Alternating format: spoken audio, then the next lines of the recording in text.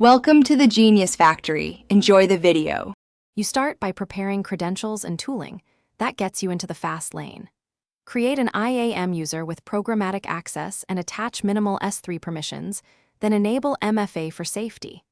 Once done, install the AWS CLI and run Oz configure, entering your access key, secret, and preferred region.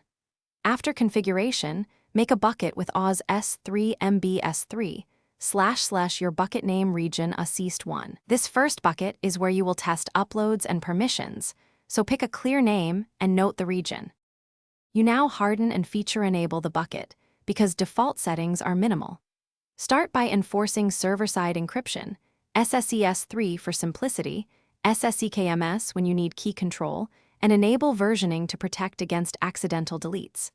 Then create lifecycle rules to expire objects or transition to Glacier, and enable server access logging or CloudTrail data events for audits.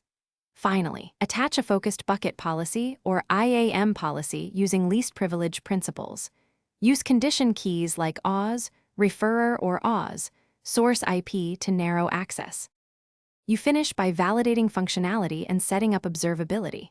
Upload test files with Oz S3 CP locofile S3 / your bucket name /, then verify with Oz S3 LS and a console check. Create presigned URLs for temporary downloads and enable CloudWatch metrics plus lifecycle monitoring. If something goes wrong, the key troubleshooting tip is to check IAM roles, bucket policy, CORS rules, and the global S3 block public access setting. Misconfigured block public access often silently denies what you expect to work, so adjust policies and retest immediately. Thanks for watching. If you found this helpful, don't forget to like and subscribe.